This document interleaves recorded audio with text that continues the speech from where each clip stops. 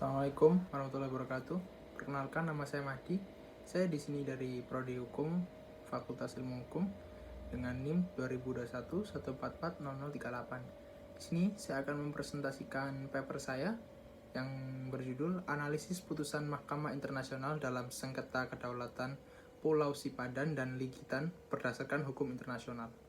Baik, saya akan menjelaskannya secara terperinci dan transparansi.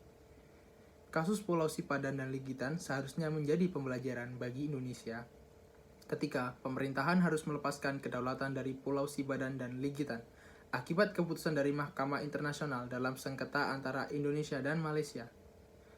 Dengan Malaysia. Sengketa tersebut terjadi sejak tahun 1969 ketika Indonesia dan Malaysia berusaha melakukan negosiasi untuk menentukan hak kepemilikan atas Pulau Sipadan dan Ligitan dalam menetapkan batas landasan kontinen. Konflik sengketa tersebut lantas terus berlanjut hingga kemudian pemerintah Indonesia dan Malaysia akhirnya sepakat untuk menyelesaikan sengketa Pulau Sipadan dan Ligitan berdasarkan jalur hukum atau pengadilan yudisial internasional berdasarkan Mahkamah Internasional atau ICJ, International Court of Justice, pada tahun 1997. Berdasarkan putusan yang diberikan oleh Mahkamah Internasional, Pulau Sipadan dan Ligitan akhirnya diberikan kepada Malaysia. Putusan tersebut menyatakan Malaysia sebagai negara yang berdaulat atas Pulau Sipadan dan Ligitan dengan menekankan bahwa putusan tersebut merupakan keputusan akhir yang mengikat dan tidak bisa diaju bandingkan. Keputusan yang diberikan oleh Mahkamah Internasional terhadap kasus sengketa Pulau Sipadan dan Ligitan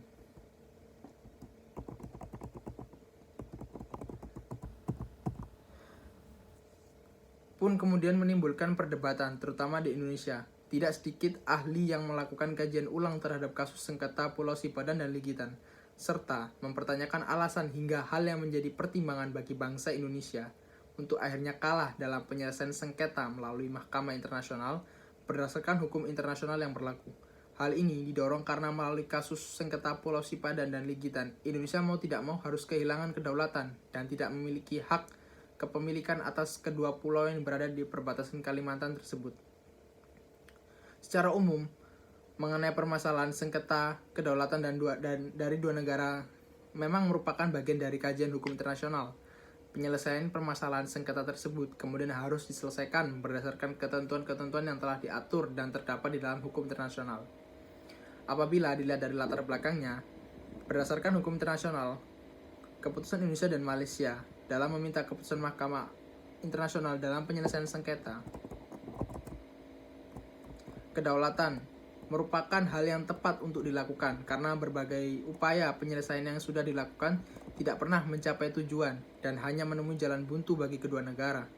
Proses persidangan yang dilakukan oleh Mahkamah Internasional atas sengketa Pulau Sipadan dan Pulau Ligitan antara Indonesia dan Malaysia tersebut dilaksanakan menjadi dua bagian utama yang terdiri dari persidangan untuk sesi argumentasi tertulis dan persidangan dalam argumentasi lisan. Pada persidangan tersebut, baik Indonesia maupun Malaysia pun menyampaikan argumentasi mereka di depan Mahkamah Internasional secara langsung untuk kemudian menjadi pertimbangan atas keputusan yang akan diberikan. Yang pertama, Indonesia melakukan klaim atas kedaulatan Pulau Sipadan dan Ligitan berdasarkan perjanjian antara Inggris dan Belanda ketika menjajah Indonesia. Sehingga ketika Indonesia merdeka, maka Pulau Sipadan dan Ligitan seharusnya menjadi milik Indonesia. Sedangkan Malaysia berdasarkan klaim berdasarkan hak atas transaksi yang dilakukan atas Sultan Sulu dengan Inggris yang kemudian diberikan ke Malaysia. Malaysia juga beranggapan bahwa Belanda dan Indonesia telah mengabaikan dan melantarkan Pulau Sipadan dan Ligitan. Hingga kemudian pada akhirnya Mahkamah Internasional memberi kedaulatan atas Pulau Sipadan dan Ligitan kepada Malaysia berdasarkan klaim akan perjanjian pewarisan hak dan pengembangan hak atas kepemilikan. Dalam hukum internasional terdapat sebuah prinsip mengenai uti possidetis juris yang dijelaskan bahwa wilayah atau suatu batas kedaulatan negara mengikuti wilayah yang ditetapkan oleh penjajah yang menguasai wilayah terdahulu. Pada kasus sengketa Pulau Sipadan dan Ligitan kala itu, wilayah Indonesia dikuasai oleh Belanda, sedangkan wilayah Malaysia dikuasai oleh Inggris. Maka dari itu, Indonesia dan Malaysia sama-sama melakukan klaim atas wilayah Pulau Sipadan dan Ligitan berdasarkan dalil Illi Possidetis. Awalnya, proses penyelesaian sengketa Pulau Sipadan dan Ligitan diselesaikan melalui jalur negosiasi dengan perundingan antara Indonesia dan Malaysia untuk mencapai hasil yang dapat diterima oleh kedua negara. Perundingan antara Indonesia dan Malaysia pun menghasilkan penetapan status quo melalui Memorandum of Understanding atau MOU. Walau pada akhirnya Malaysia melanggar ketetapan tersebut dengan menerbitkan peta Pulau Sipadan dan Ligitan serta memberikan izin kepada perusahaan swasta dan masyarakat Malaysia untuk melaksanakan di kegiatan Pulau Sipadan dan Ligitan tersebut. Akibatnya, Indonesia dan Malaysia akhirnya sepakat untuk meminta bantuan Mahkamah Internasional dalam menyelesaikan permasalahan sengketa kedaulatan atas Pulau Sipadan dan Ligitan. Awalnya, berdasarkan argumentasi yang diajukan oleh Indonesia dan Malaysia terhadap Mahkamah Internasional, kedua negara tersebut dianggap masih kurang memiliki dasar regulasi hukum yang kuat untuk memberikan bukti konkret bahwa Pulau Sipadan dan Ligitan merupakan bagian dari kedaulatan mereka. Dasar hukum yang lemah tersebut dapat dilihat dengan Indonesia yang tidak mencantumkan Pulau Sipadan dan Ligitan dalam peraturan pemerintah pengganti Undang-Undang Nomor 4 Tahun 1960 tentang perairan Indonesia. Sementara Malaysia juga tidak mencantumkan Pulau Sipadan dan Ligitan dalam gambar peta Malaysia yang diterbitkan pada tahun 1970. Meskipun begitu, akhirnya Malaysia memenangkan sengketa kedaulatan atas Pulau Sipadan dan Ligitan berdasarkan pertimbangan prinsip pengendalian dan penguasaan secara efektif atau effective occupation. Pada tanggal 17 Desember tahun 2002, prinsip ini menjadikan Malaysia berhak atas kedaulatan Pulau Sipadan dan Ligitan karena Malaysia dinyatakan sudah memiliki banyak kegiatan serta pengembangan yang dilaksanakan di kedua pulau tersebut. Sementara Indonesia dianggap memiliki kontribusi yang minim dalam mengembangkan kedua pulau tersebut. Dalam periode tersebut, Malaysia memang sudah merencanakan kegiatan ekspansi, eksplorasi, hingga eksploitasi perekonomian perairan laut. Malaysia bahkan telah mengeluarkan regulasi akan peraturan perlindungan penyu, serta perizinan dalam penangkapan penyu dan membangun mercusuar di Pulau Sipadan serta Ligitan pada tahun 1962 dan 1963. Sementara Indonesia kala itu belum bisa melaksanakan eksplorasi hingga eksploitasi sumber daya alam laut secara maksimal. Hal ini disampaikan dalam keputusan Mahkamah Internasional berdasarkan pada Perjanjian 1991. Dilihat dari sejarahnya, sebelum Inggris sebagai negara yang melakukan penjajahan terhadap Malaysia juga telah melakukan pengembangan dan pembangunan bagi kedua pulau tersebut dibandingkan dengan tindakan yang dilakukan oleh Belanda pada kala di Indonesia.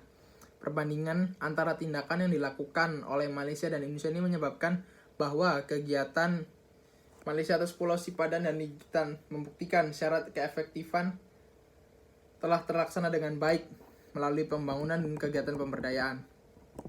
Melalui putusan dari Mahkamah Internasional ini, Indonesia tidak mau harus melakukan perubahan atas posisi garis pangkat kepulauannya. Berdasarkan kasus sengketa Pulau Sipadan dan Ligitan ini, pemerintah sebaiknya bisa menjadikan hal tersebut sebagai pembelajaran bagi pemerintahan dan implikasi hukum ke depannya. Pada kesimpulannya, pada putusan sengketa atas Pulau Sipadan ini dan Ligitan oleh Mahkamah Internasional dalam permasalahan antara Indonesia dan Malaysia, Indonesia dinyatakan kalah karena tidak memiliki cukup dasar hukum serta tidak dapat mempertahankan argumen yang diajukan berlandaskan pada regulasi hukum atas perjanjian sebelumnya. Indonesia juga masih kurang optimal dalam melaksanakan pengembangan serta pembangunan Pulau Sipadan dan Ligitan dibanding dengan Malaysia yang sudah melakukan pemberdayaan dan pembangunan secara masif untuk memajukan Pulau Sipadan dan Ligitan. Hal ini pun yang menjadi dasar bagi Mahkamah Internasional untuk memberikan wilayah Sipadan dan Ligitan terhadap pemerintah Malaysia yang dianggap mampu untuk memberikan implikasi berupa kemajuan dibandingkan dengan Indonesia. Keputusan yang diberikan oleh Mahkamah Internasional ini merupakan sebuah keputusan yang bersifat final dan tidak bisa diganggu-gugat, dalam artian bahwa walaupun hukum sudah berkembang sekarang ini, Indonesia tidak akan bisa mengajukan gugatan kembali atas kasus sengketa kedaulatan Pulau Sipadan dan Pulau Ligitan. Tindakan Indonesia dan Malaysia dalam minta bantuan dari Mahkamah Internasional sendiri pun merupakan bentuk penghormatan atas putusan pengadilan sesuai dengan hukum internasional yang berlaku.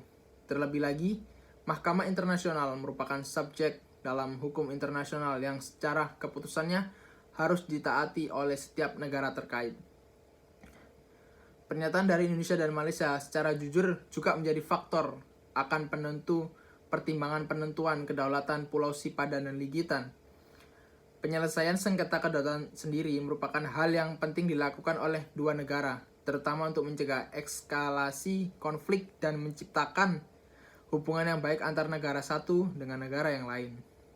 Terlebih lagi, dengan negara-negara tersebut saling berdekatan seperti Indonesia dan Malaysia, penyelesaian sengketa kedaulatan atas Pulau Sipadan dan Ligitan pun mampu menjadi pembelajaran bagi kedua negara tersebut apabila nanti terjadi konflik sengketa perbatasan atau klaim kedaulatan kembali. Sekian presentasi dari saya hari ini. Bila ada salah kata dan perbuatan bisa mohon dimaafkan. Billahi fisabil haq fastabiqul khairat. Wassalamualaikum warahmatullahi wabarakatuh.